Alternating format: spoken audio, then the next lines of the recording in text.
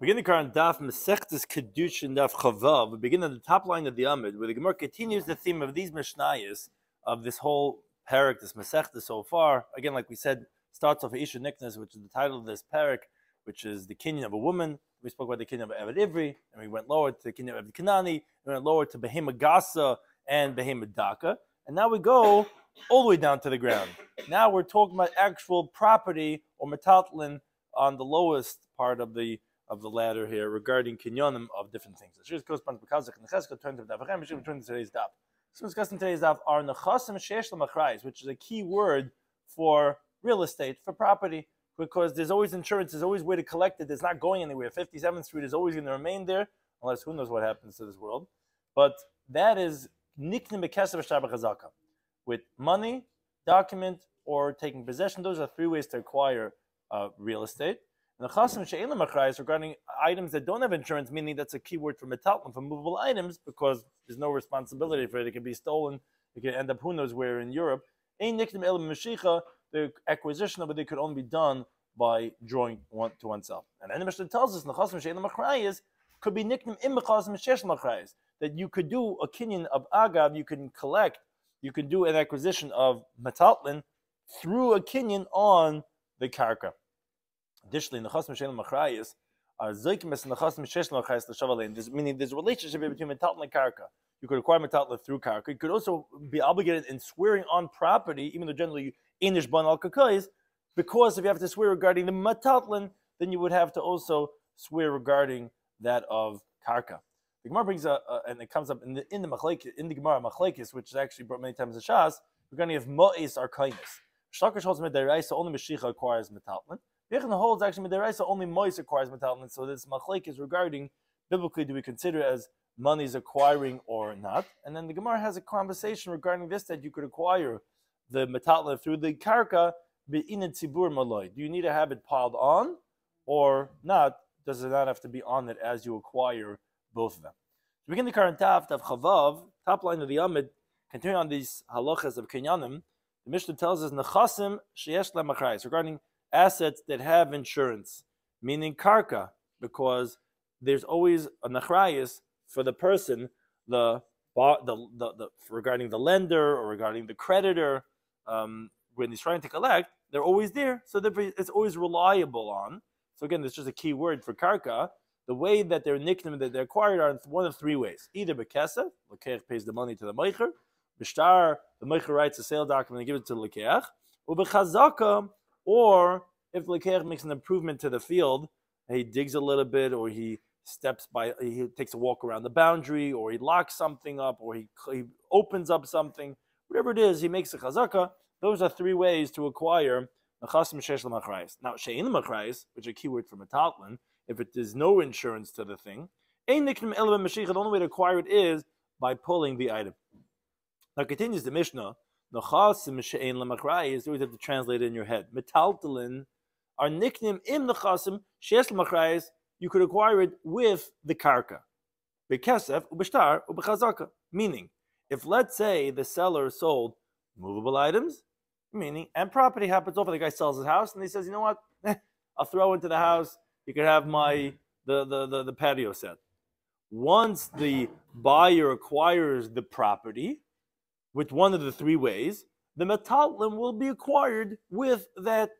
So it'll work with the Kenya, although generally the metalton cannot be acquired that way, but it's nicknamed together with the nechasim shesh lemachrayis. Additionally, the other way around, the zaykikin, and these nechasim that don't have achrayis, meaning keyword metalton, that the town is talking about, could require es hanechasim sheyesh lemachrayis, meaning keyword karka, it could require karka to be lishava alehen, on them. Meaning, although the halacha is, as the Gemara teaches in Shavuos and Beis and Beis, ein nishboin al kakais, when there's a ma'id mixes, when there's a situation, the guy's saying, hey, whatever, and it says, you got to swear to me. He said, property we don't swear. But when his claim is kalim vikarkais, he's saying, you owe me that property and that Lamborghini. So he's obligated to swear on the metalton, on the car. So that would require that the metalton would include now to swear on the karkais, and that this word zeikikin is going on in the chasm shel machrayis, not on bezin, the metaltlin is what requires now to swear of the karka. So the Gemara comes to explain the opening halacha of these nechasim shesh l'machrayis regarding the karka, that they acquired bekesef and shtar and chazaka. So the Gemara, bekesef, where do we know that a field, a property, can be acquired with money? So Mechizki says, Amakra. It says in the pasuk in Yirmiyah, Sadois bekesef yiknu. Fields with money will be acquired. So Taisa asks, he says, what do you mean? We had in the beginning of this Masechta, we actually learned that whole Kidushin from there, from Stei Ephraim. From Avinu gave money to buy the field. So Taisa says, yeah, but maybe that would only be from a non-Jew. Because we know, as the Gemara tells us in Daf Yomi Beis, all the kinyanim of a nacher are with kesef. So maybe there you're buying from a guy. So maybe you would be able to acquire the field with kesef. But for Nayid, maybe not. Therefore, we have to bring a different pasuk in Yirmi, which is talking about Yidden, to say that the field will be acquired with money. Says Gemara, wait a second. If that's your pasuk, then you should say adik shtar, that the money itself will not acquire until there's also a document. Because the chsiv in that pasuk in Yirmiyah, together with the money, it also says v'chasev b'sefer v'chasim, and write it in a document and sign. So maybe the money's not enough. Maybe you need to start with it. Says the Gemara, no. Iksiv yiknu lebesayv. If the word yiknu would be at the end, that would be like you're saying. Hash d'chsiv yiknu meikara. Now that it says yiknu from beforehand, meaning it says sadus bekesev yiknu b'chasim b'sefer v'chasim. If it said yiknu after the b'chasim b'sefer v'chasim, that would sound like, okay, the kinyan's only going to be with the kesef and the shtar. But now that it says yiknu from beforehand, it's teaching us kesef kani. No, the money will acquire. That's sadus bekesef yiknu, comma, and the shtar, what's the next part of the pasuk, is just a proof to, and that's what he was telling him, to write it as a proof, but it wasn't there for the kinyan. We know shtar is always a conversation. What does the shtar do? In common usage, sometimes the shtar could be a proof, and sometimes it could be the actual kinyan. That's what the Gemara is saying, that no, it's obvious in the pasuk that the shtar is just a proof, not a kinyan. Now, the Gemara qualifies this teaching. Amarav says, Lo Shanu, we didn't learn that you will acquire the field just with the money. That's Ela b'makom. It's only in the place, in the locale, she'ein kosh v'nes shtar, that they don't generally write a document, a shtar mechira. They just use money. So therefore, yeah, they'll acquire just with money. If it's a place where people write shtars, many places you have a document there, and that's how things are done. That's you need to pay so much lawyer fees. You have this document, that document, this document, and it's done with documents. Then then you're not going to acquire. Why? Says Rashi, because since they're accustomed to this, the buyer is not going to be confident. He won't be samcha daite until he's holding it, until there's a document over here. And his primary intention to acquire was on the document. Well, I don't have a deed. I don't have a document. What happened over here? So therefore, the smichas das is necessary for the transaction to happen. And on the shtar, even though it's not really necessary for the kinyan shabai, the kinyan will not happen until they read a shtar. Now, but vi parish, if let's say he specifies and he says that if I want the money to acquire for me or the document to acquire for me, okay, then parish. Then he has specified, and then you're right. Either one could work. As the Gemara actually brings to Kihad Rabbi Bar Oven.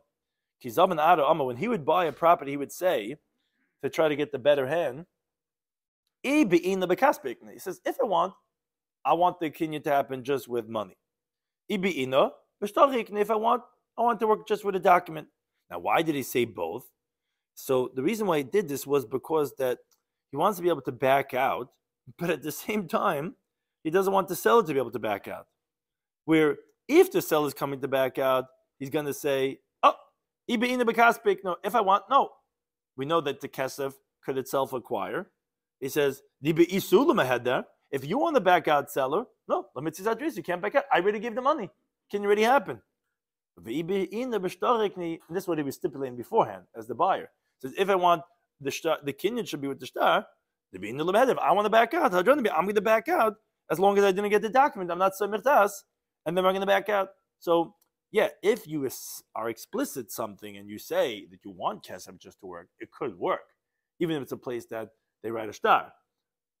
And the Gemara is just bringing that actually certain buyers like Rabbi Bar Oven would actually try to say, I want either one. The kesef itself really is a kinyan, but in our place we write a shtar, so it's not a kinyan until there's shtar. But if I want it to be with kesef, and you could choose that, and then the seller won't be able to back out. Now, the Gemara continues with the next kinyan, bishtar, that we said that a karka could be acquired with a document. Says Gemara, where do we know this from? So, if it's from the pasuk we brought just before from Yirmiyah, that it says over there, v'chasum b'sefer v'chasum, to write it in the document and to sign it, v'aid edim, and let the witnesses testify. But v'amishtar rai b'amahu, you just told me in that pasuk is not talking about an acquisition through a shtar, because you showed me that Sadis B'Kesav Yiknu with the kinyan over there with Yirmiyah was with the money, and the shtar was only as a raya, only as a proof. So you can't tell me that's going to be a proof to shtar, no pun intended, proof to shtar being the actual kinyan. So the Gemara says here, rather it's a pasuk previously that says v'ekach es sefer hamikna. I'm going to take the book of acquisition, meaning obviously we see that there's a kinyan even just with the sefer, with the document itself. Now, on this same teaching, the Gemara qualifies the other way around. Amar Shmuel, lo yishana, we didn't learn that the shtar is going to be a kinyan el b'shtar matana.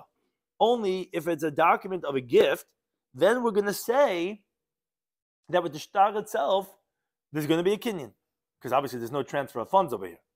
Aval b'mecher, but regarding a sale, loikana achi in loidamim, he's not going to acquire until he gives money. Why? Similar to what we said before regarding the money, because the seller is not confident to transfer the ownership until he receives the money. Now, even when he receives money, we're saying it requires a document. Only if you specify, then you wouldn't, as we said before. But Shmuel is saying the same thing over here, that the document also is not going to be confident. So although the kinyan really could have with a shtar, but I'm not really giving this over until I get the money over here. General question. Thinking, the Mishnah, why did Gemara bring these cases with Gabi Karka? Because could have brought about a comma. Right. Sometimes we'll say things because it's related to a theme that we're saying.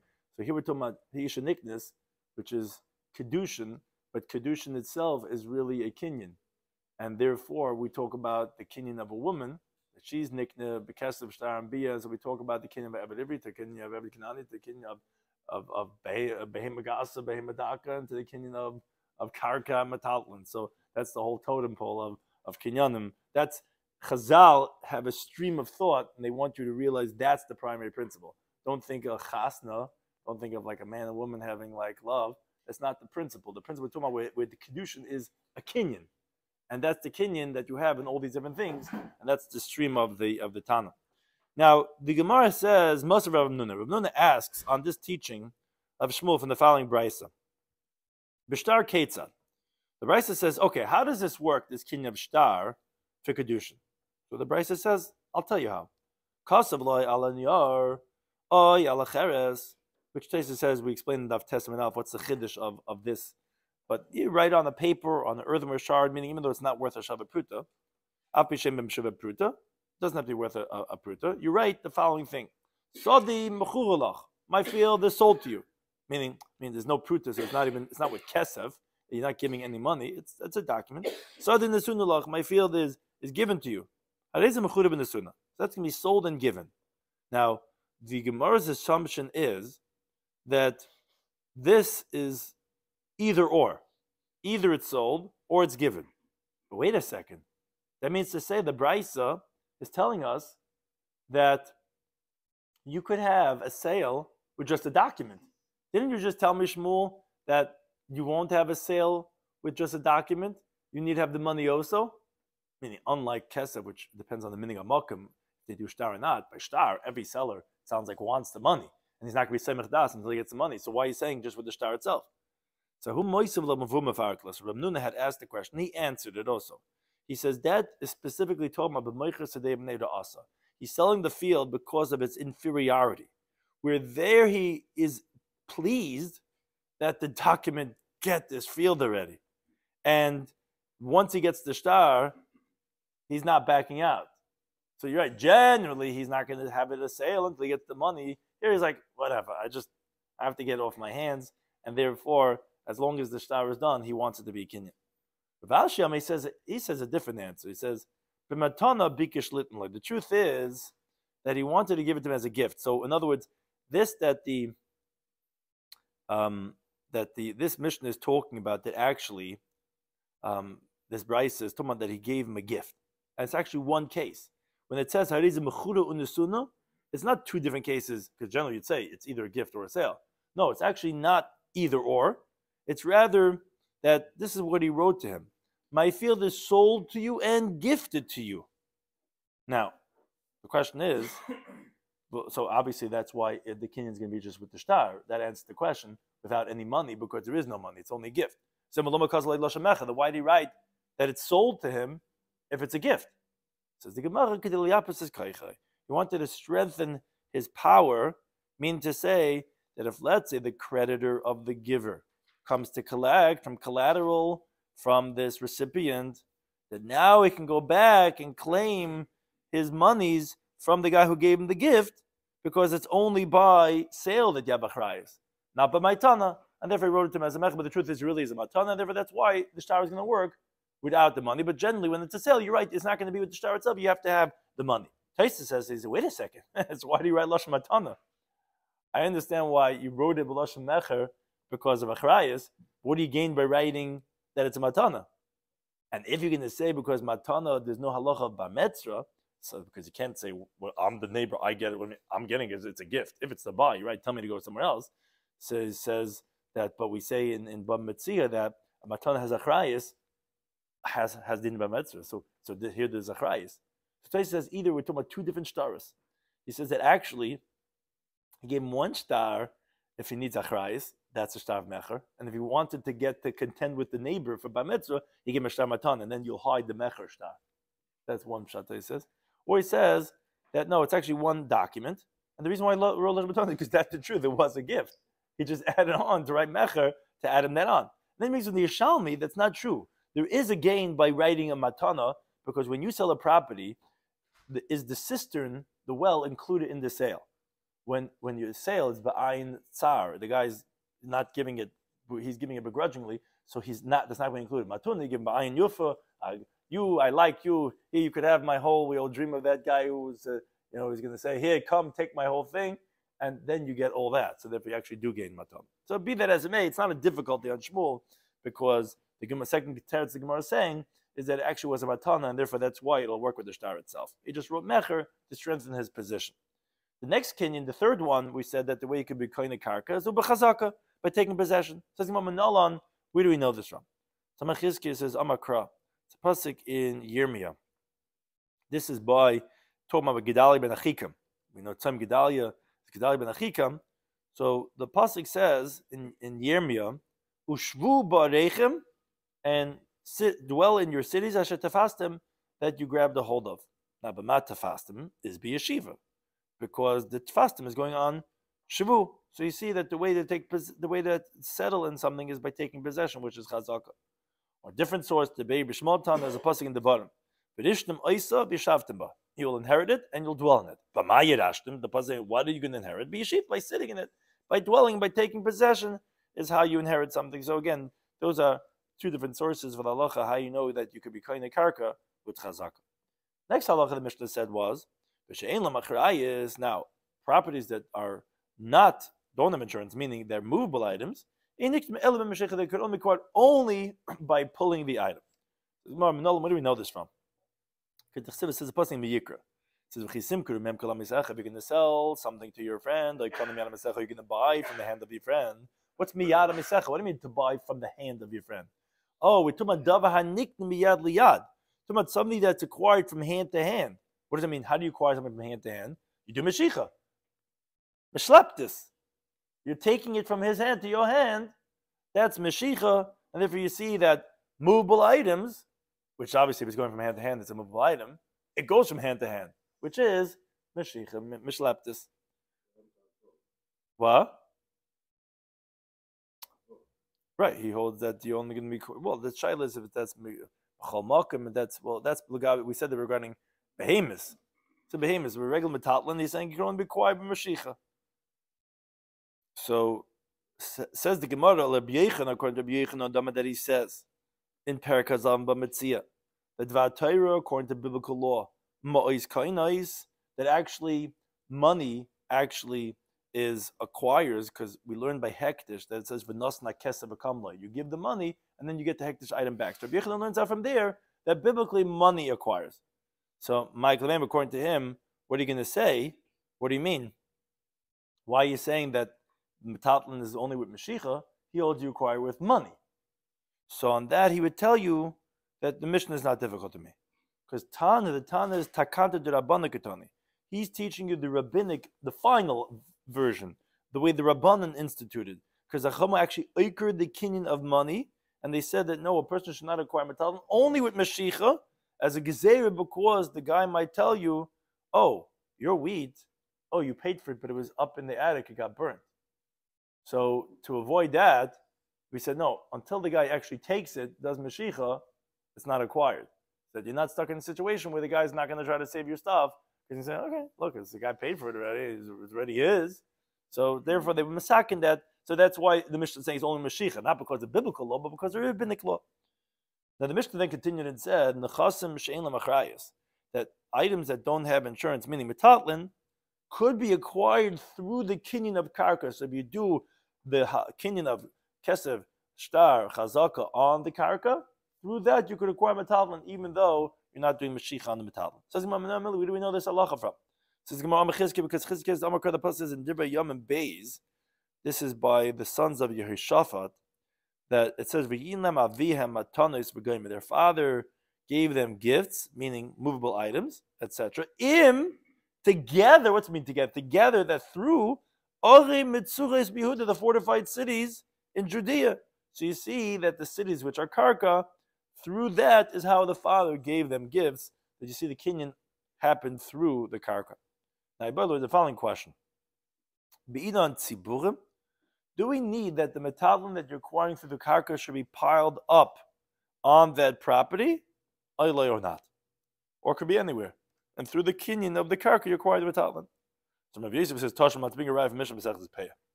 Mishnah says, Rabbi Kiva, it says, karka kosher, if you have a piece of property, no matter how small it is, chayeves bepeya, you be chayev and peya, which Taisa discusses how exactly chayev and peya on a tiny field. Before you harvest, there's no chiyuv. After you harvest, there's no field left. It's a teensy-wincy field. Taisa says a case that it's like there's one root which has like 5 different things coming out of it, so it's tiny, but there's still what to cut off and then to leave over for the poor. Right, but it's kolshu. So where exactly am I taking it? There's one stalk growing.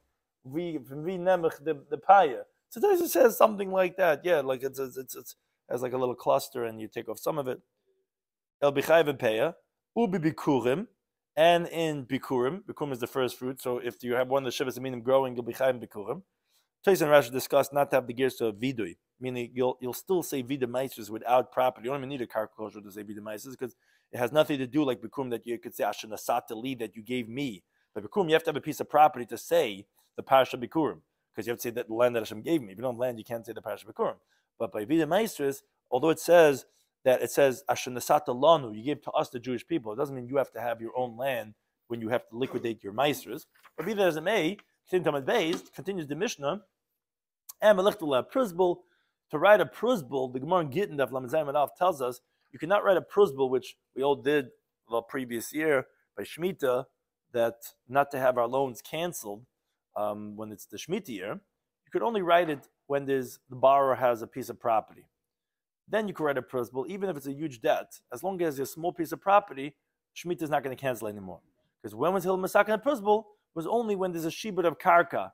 Why? Because that's a common loan. Like Taisos explains that a person generally won't lend unless he has where to collect from that is collateral. On movable items, that could be used and depleted and lost. So you know that it's only going to be karka kosher. Rabbi Tam actually says, no, could you actually collect your whole debt from a karka kosher? How is that possible? My debt is a few million. The guy's got one little a hole in the wall. Yeah, but you could collect it and then he'll redeem it back and collect it and redeem it back, collect it, redeem it back, like the way the Gemara brings in Ksubas Tabtzali Al Hamabeis. But either as it may, if you have a karka kosher, that's enough of writing a pruzbul.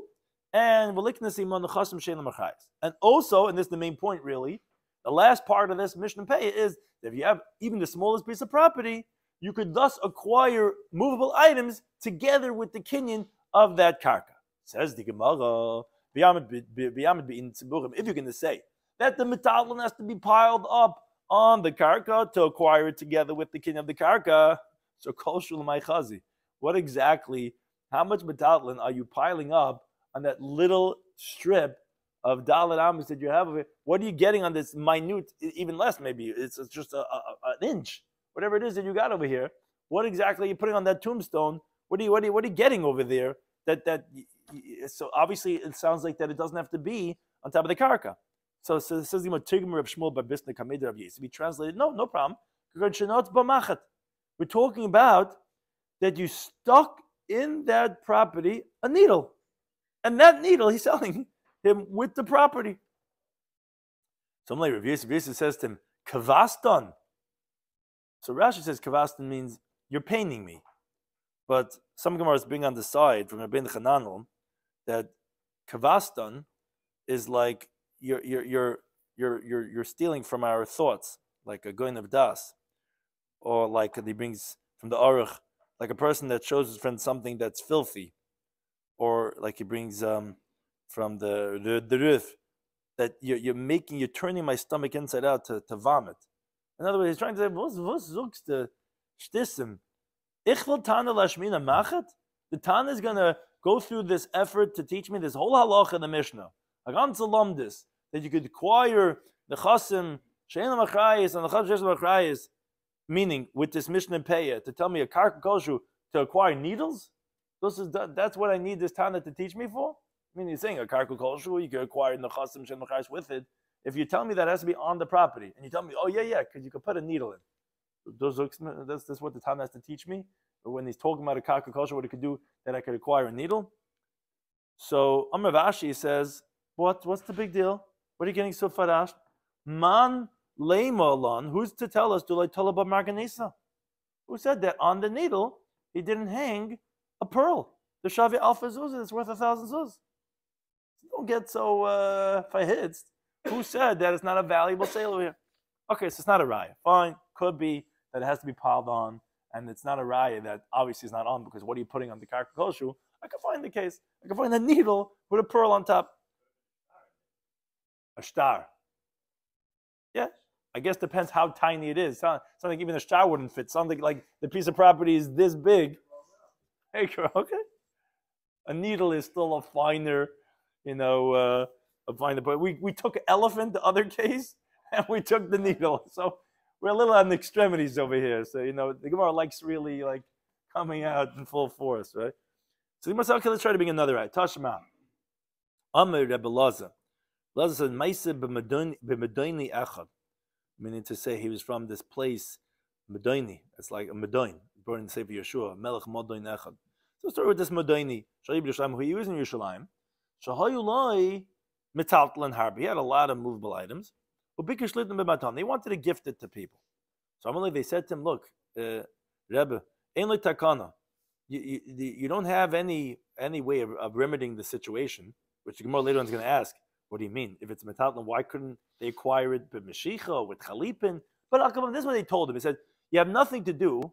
The only way you could gift them these movable items is if you do it with the kinyan that you're going to give them on the property. The problem was, Rashi says, he didn't have property. So what did he do? He went and he acquired an area of a sela near Yerushalayim, which the Gemara assumes it means to say a property that was the width of a sela. A sela is a coin. He bought a property the size of a coin. Or it means, Rashi says, literally a sela, a rock, which is very high and pointy. You can't put any sheep or barrels. Nothing could go on it. It's either because it's too small or because it just was not. You can't put anything. It's just too rocky. Be it as it may, He says, okay, the north part of this sela goes to that guy.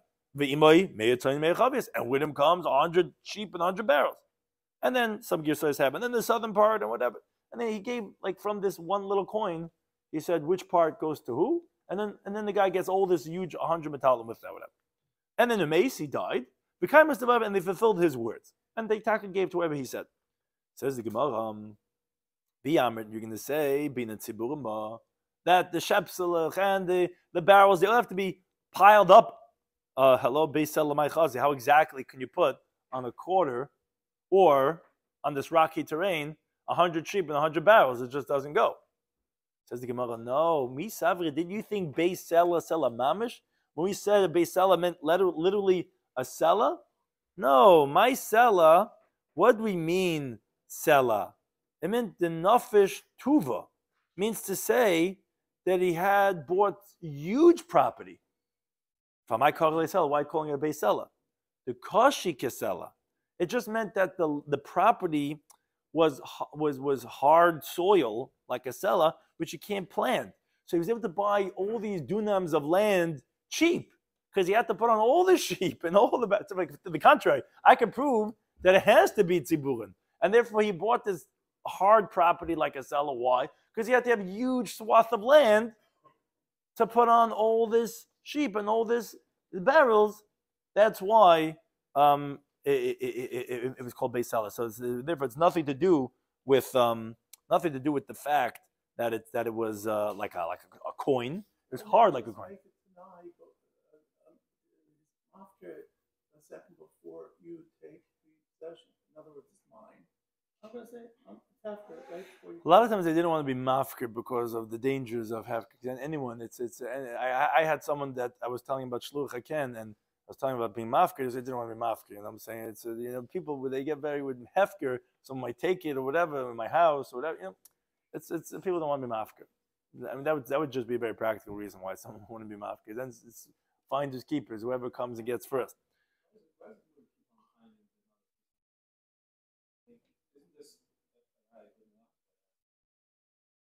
Oh, no, it's not right to boring because Beis Sela might literally mean to say it might be a quarter. If we're just saying that,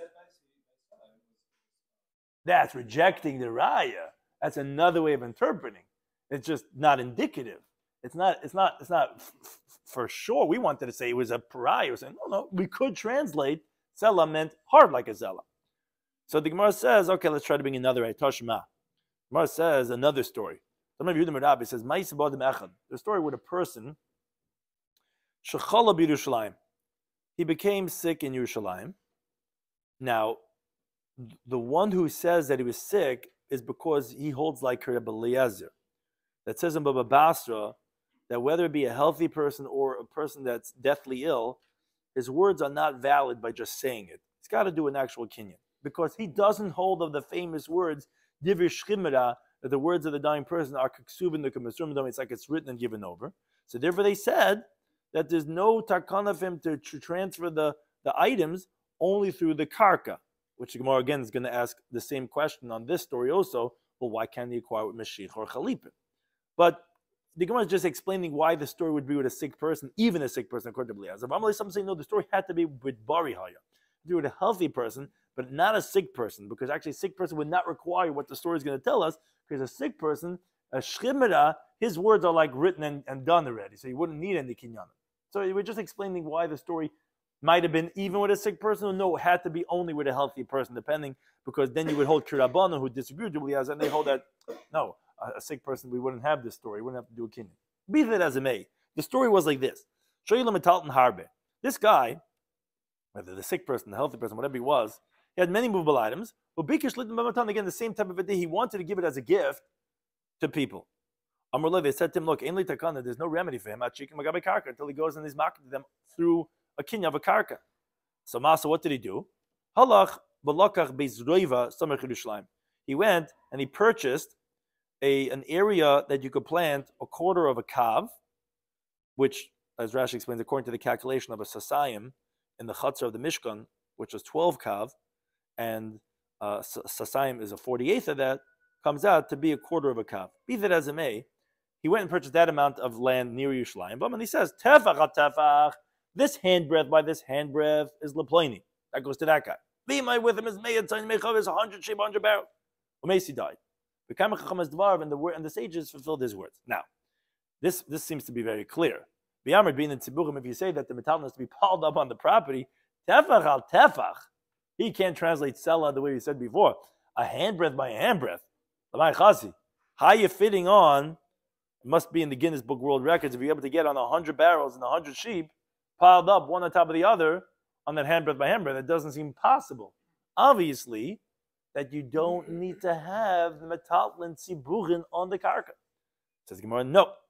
I'll reject that raya also. What are we talking about over here? Is ledmei. He had monies in his hand that he wanted to give as a gift. And he piled up the money of 100 sheep, so similar to what you were saying before with shtar, the money of 100 sheep and 100 barrel on it. So the 100 shepsela wasn't, there weren't no shepsela, it's getting the guilt for the shepsela. That's what was there. Oh, that you could put on tefach by tefach and pile up all those bills. It's not such a big deal. And the, what? Yeah. And the Gemara says, it's logical that it actually was money, and that's why we'll answer a different question that we had. It's going to answer why are you telling these two stories? Yeah, in takana, there's no remedy. Adaftein mit karka. What's that word mit karka? Why can't they acquire with chalipin?